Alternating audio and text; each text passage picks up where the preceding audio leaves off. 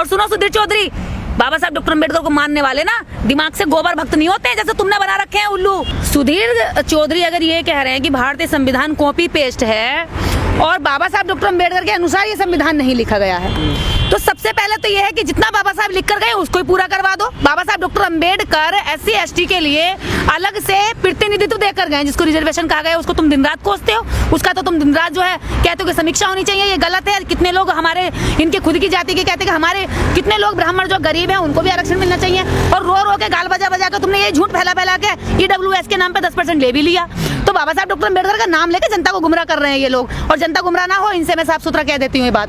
वो कह रहे हैं कि बाबा साहब के जो मानने वाले हैं वो रोज उनका अपमान करते हैं, प्रतिमा बनाकर उनके स्टेचू पे माला चढ़ाकर। अच्छा, तो ये की बात उन्होंने की नहीं। अच्छा, तो ये बाबा साहब डॉक्टर अम्बेडकर का सम्मान कर रहे हैं। बाबा साहब डॉक्टर अम्बेडकर के लिखे हुए संविधान को बार बार कहते हैं कि इसको हटा करके हम हिंदू राष्ट्र लाएंगे, तो ये बाबा साहब का सम्मान हुआ, ये लोकतंत्र का सम्मान हुआ, देश की जनता का सम्मान हुआ। बाबा साहब का नाम लेकर के इतना उल्लू मत बनाइए। और सुनो सुधीर चौधरी, बाबा साहब डॉक्टर अम्बेडकर को मानने वाले ना दिमाग से गोबर भक्त नहीं होते हैं, जैसे तुमने बना रखे हैं उल्लू, वो नहीं होते हैं। ये लोग शिक्षा का और सही रास्ते का, जिस दिन इन लोगों ने ना अंगड़ाई ले ली तो तुम्हारी पता नहीं कहाँ जगह मिलेगी। मैं तो ये सोचती तुम्हारी धूल उड़ा कर रख देंगे। अम्बेडकरवादियों से मत भिड़ना, बस तुम किसी से भी भिड़ लेना। और तुम्हारे लिए अगर कोई विपक्ष है ना तो सिर्फ अम्बेडकरवादी है, तुम उन्हीं से डरते हो, उन्हीं से डरते हो, उन्हीं से तुम्हारी रूह कांपती है, क्योंकि वो तुम्हारे धर्म ग्रंथों की भी पढ़ते खोल के लाते हैं, सही गलत निकाल के लाते हैं। तुमसे पूछते कि भैया ये क्या चीज है, अगर ऐसा है तो इसका मतलब क्या है, तो तुम उनके मतलब बदल देते हो, तुम पूछ दबा के भागने लग जाते हो।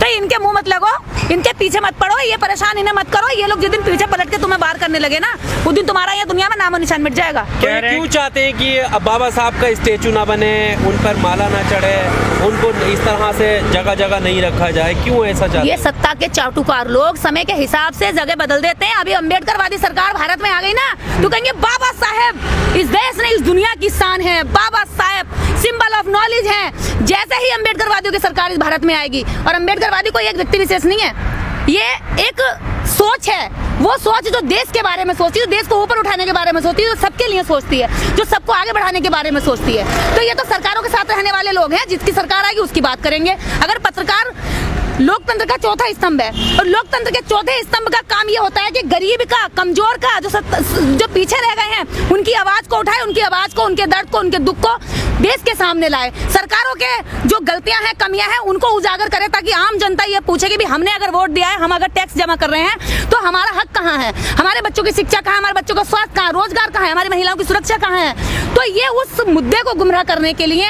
ये गलत न्यूज फैलाते हैं। गलत न्यूज के माध्यम से आम जनता को बरगला करके सरकार के प्रति क्या कहते हैं, निष्ठा और ईमानदारी लगाते, ताकि यही सरकार सही है, सरकार का परिवर्तन ना हो। गुमराह किया जाने के लिए बिल्कुल गुमराह किया जा रहा है। इसमें एक भी अगर आपको 1% भी अगर शक है तो आप मुझे बताइए क्या गुमराह नहीं किया जा रहा। डॉक्टर अम्बेडकर का नाम लेकर के डॉक्टर अम्बेडकर के खिलाफ गलत न्यूज चला रहे हैं। जिस दिन अगर कार्रवाई होने पाई तो अनेकों केस इनके ऊपर होंगे। ये तो आए दिन कोई ना कोई रोज टीवी बैठकर कह कही है ना कि संविधान तो कॉपी किया गया है, दूसरे देशों से लिया गया है, बाबा साहब ने नहीं लिखा है। ये तो हर कोई ना कोई रोज कहते हैं। सुधीर चौधरी का अगर कॉपी पेस्ट का दम था तो तुम्हारे बाप दादा ने कॉपी पेस्ट क्यों नहीं किया?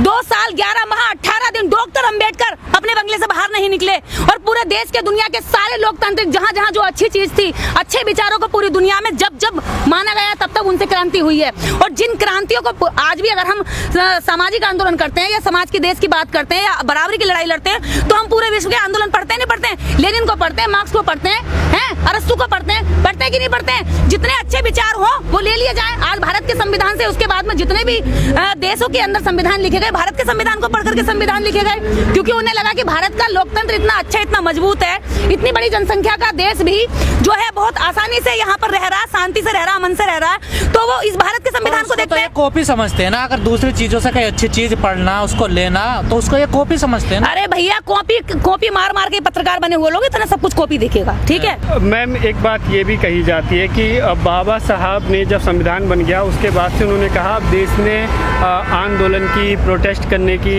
कोई आवश्यकता नहीं है, और वो कह रहे हैं कि ये आज भी जो है बदस्तूर जारी है कि विरोध किया जा रहा है सरकारों के खिलाफ। मतलब कि उनका ये कहना है कि विरोध नहीं होना चाहिए, प्रोटेस्ट नहीं। अरे पत्रकार महोदय, एक बात बताइए, लोकतंत्र की यही तो खूबसूरती है। अगर किसी के साथ शोषण हो, किसी के साथ अत्याचार हो, तो ये सड़कें खुली हैं। उसी के लिए, लोकतंत्र के लिए ही तो प्रशासन की नियुक्ति की जाती है। है कि एक डीएम बनाकर बिठाया जाएगा जिले पर, अगर कोई समस्या है, शिकायत है तो उसके पास जाएगा। अगर कोई दंड अगर अपराध करता है और उनका कानूनों की अवहेलना करता है, उनको तोड़ता है, तो पुलिस उसका प्रोटेक्शन करेगी।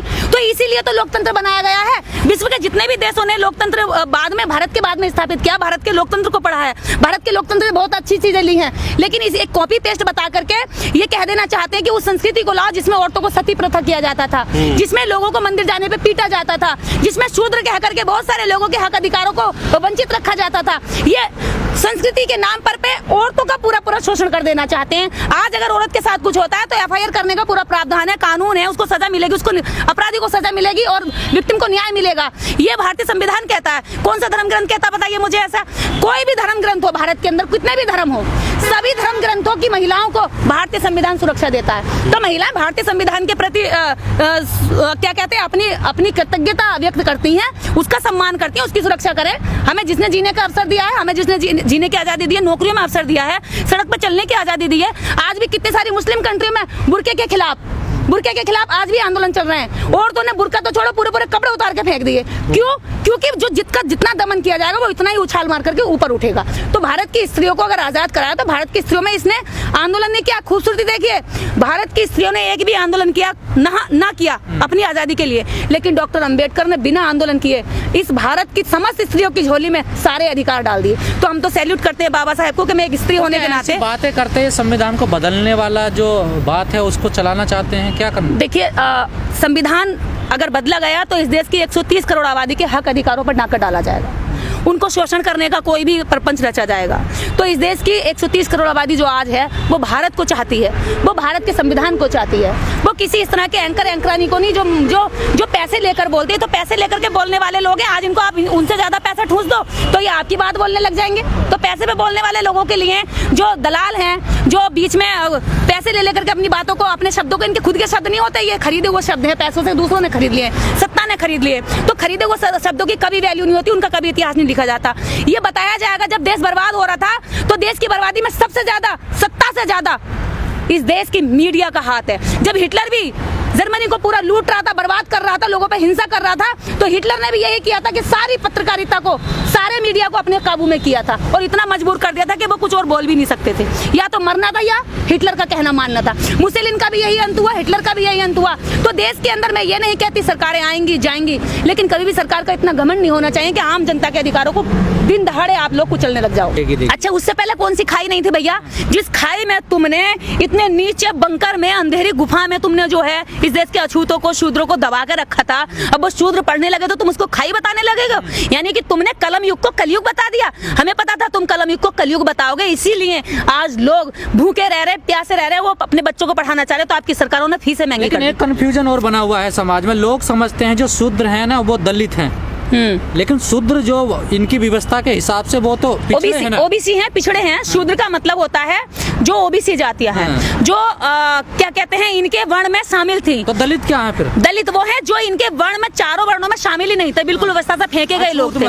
मतलब अछूत, जिनको छुआ नहीं जा सकता, अस्पृश्य कहा गया, जिनके बोलने तक से, जिनके सड़कों पर चलने तक से सड़कें अपवित्र होती थी, जिनके गले में हांडियां बांधी जाती थी, जिनके पैरों में साफ करने के लिए कमर में झाड़ू बांधी जाती थी, ऐसे लोग अछूत थे जो व्यवस्था से बिल्कुल बाहर थे, जो गांव से बाहर रहते थे, जो इनके घर में आ जाने नहीं कर सकते थे। पिछड़े समझने लगे, पिछड़े समझ रहे भैया, तभी तो ये सारा हंगामा हो रहा है। बड़े बड़े नेता जो है बोल रहे हैं। देखिए, कई नेताओं के बयान आए हैं आम जनता में से, और आप देखिए कि इतनी बड़ी भारी संख्या में अभी पूरब में, पटना में लोगों ने, युवाओं ने, यानी कि यूथ्स ने रामचरितमानस का तिलांजलि दी है, वहाँ चौराहे पर रख करके उन्होंने जलाया है, और ओबीसी के सारे लड़के थे।